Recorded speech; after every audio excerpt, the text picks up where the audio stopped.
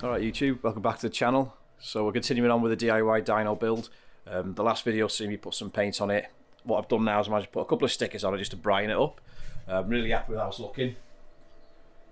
But the main thing is I finished all the major fabrication work, so I've thought, right, down tools, let's get this garage tidied up because it was an absolute tip. So my garage is in two sections. I've got the car section over there for my car build, and in here's my sort of workshop area. So I've left that still dirty. I'll do that another day. But here I've just had a good sweep up, made a nice new little metal store, cleaned up my welding area, obviously the stickered up dyno there, and I've made, I've just tidied up this area. I made a nice little engine building cabinet. So all the engine building will be done in there, nice and clean. I can just close this down when I've finished doing any work, and it keeps it all nice and tidy and no dust. Got my backup generator there, and I've got my parts washer underneath there. Compressor down there. I need to tidy up some little bits and bobs there, but it's so much better. So now with that sort of said and done, this vlog's going to be about starting the final assembly. So that'll entail tidying up the flywheel, getting everything spick and span and absolutely spotless, and just basically start bolting together. I've bought some new brake pads for the brake caliper, and I'm going to try and do a quick little sort of, not a resto, but just wire brush it all up, put a lick of paint on it, and then that's it, get it all installed. So yeah, let's start putting it together.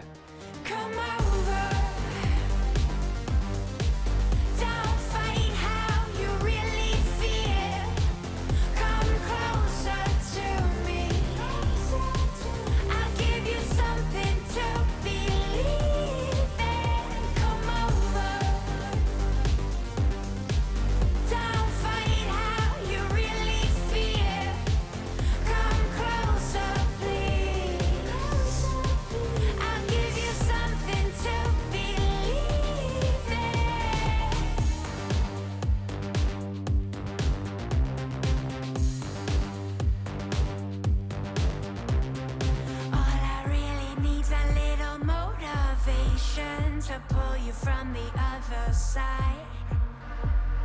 What I need to show you is my obligation. How much longer can you hide? You can try and push away from me. You kick and scream, you're begging please. But once you get a little taste of freedom, you'll wanna get up off your knees.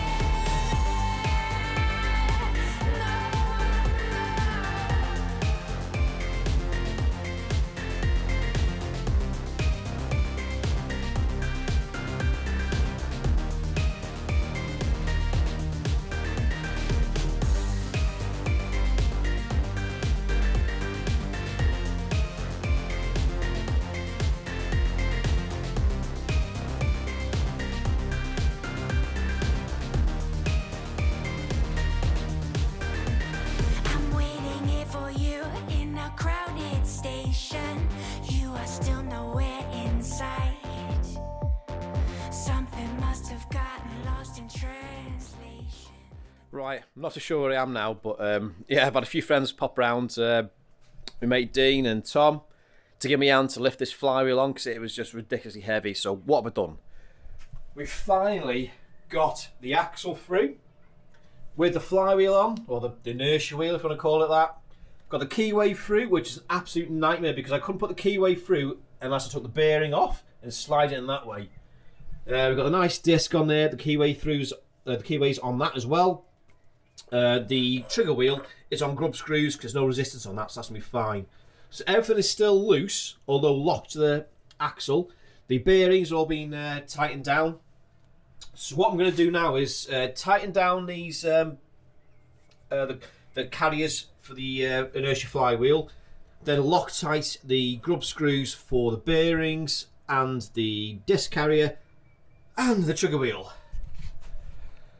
And then we can sort of get on with trying to sort out the brake disc, do a bit of a recon on that, nice bit of paint on it, and bolt that up. But it's actually looking like an Engine Dyno. Proper chuff, but yeah. Massive thanks to mates Tom and Dean. So let's crack on. Hoo-hoo! Funky music time.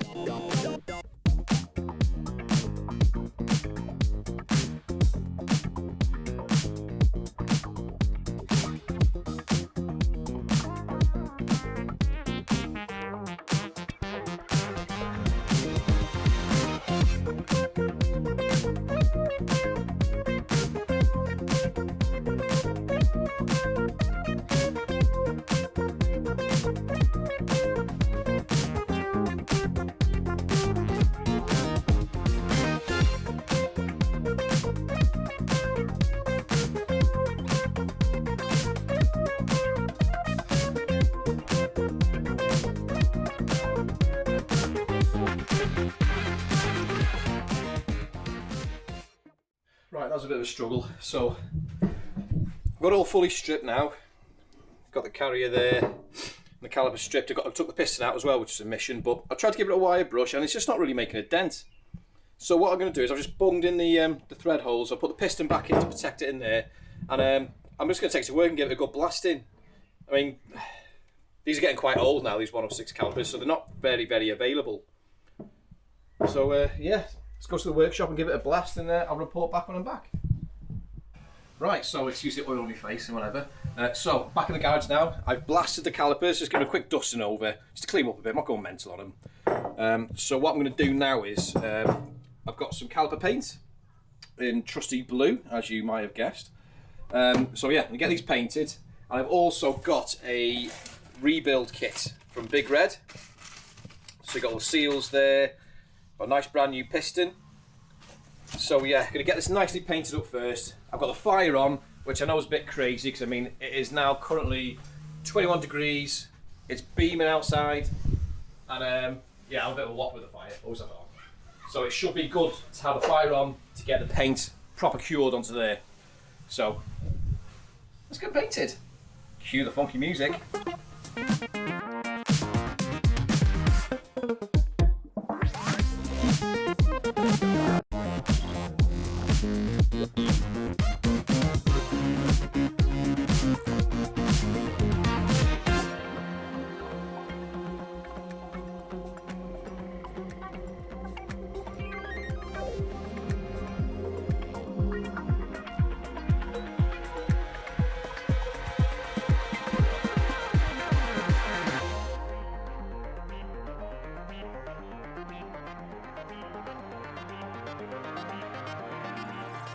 Right, so with the caliper all built up, I made a bit of progress now. I finally remember my camera.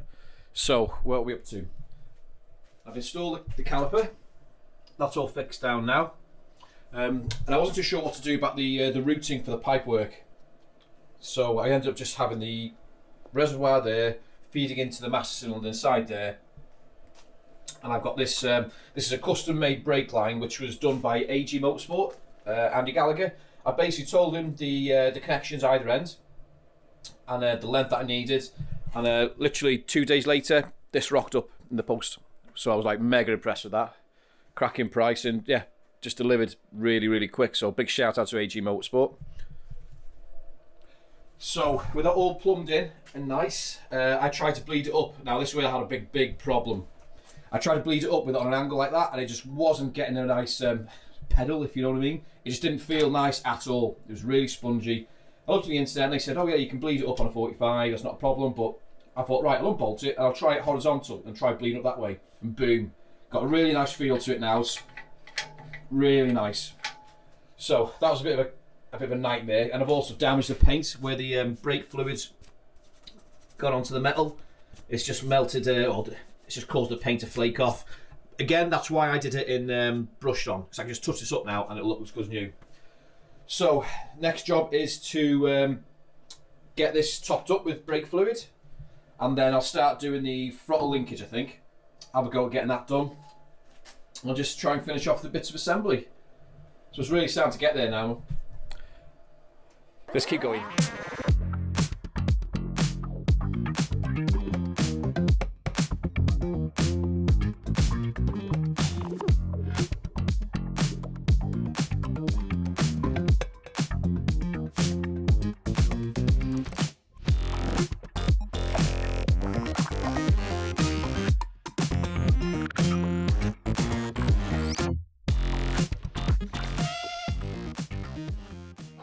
Right, this video's gone way south, I think. So I've stopped vlogging simply because I wasn't getting anywhere at all. So I just had problem after problem. So I'll just give you a quick recap of some of the problems I had. So far, we've got it running. I've bedded it all in. What I forgot to think about is I'm using a very, very Gucci clutch. It's a twin plate bully clutch. But I designed this to have a normal clutch on it. I just completely forgot about the bully. Now this has the sprocket, or where the chain goes, very, very tight to the engine. Now the original engine mount was a bit further this way. You can see how it's like offset on the mount now, so that way. So I had to take the old one off, cut that off, and put this new one on. And I've done this now 3 times, but it's absolutely spot on now. Needs a bit of paint, but yeah, I've just had so many problems, but I'll do a little video now. We've got this engine. This is Dino's race engine that I built for him last year. We put this on the dyno and we just ran it up for a good few runs using the brake, just to try and free up the brake pad. Because the brake pad was, with it being brand new, was binding on the disc, whereas now it is moving freely until you want it to brake. So I know that I'm going to get a decent reading on the dyno, on the data, because if I did the settings for this now with a bit of resistance off that brake pad, of that brake caliper, then when it frees up, it ended up giving me a higher reading than the actual reading. So that's why I had to sort of bed it in. So I'll put a little video up now of the dyno in action.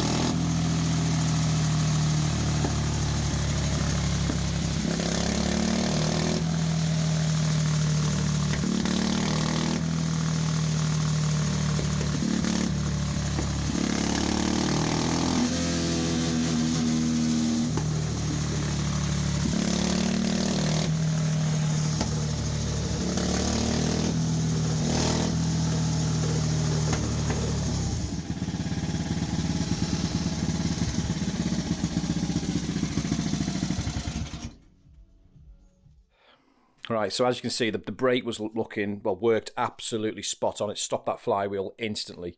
Everything's working smoothly. All the bearings are nice and true.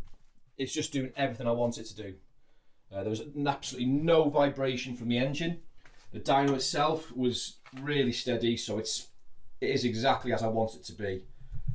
But my God, it's took an absolute age to get here with so many mistakes and just stuff I didn't think about, which I welded up and grind it away, cut it, re-weld it. It's took it out of me. But hopefully that's the end of the mistakes, and now we can start getting on with the interesting stuff. So I'm going to close this video off here. I'm going to have a big tidy up of the garage, and then I think in the next video we'll start installing the Hall sensor, and let's get on with the electronics and hopefully start extracting some data from this and calibrate it. So thank you for persevering and staying with me, and I'll see you on the next one. Thanks for watching.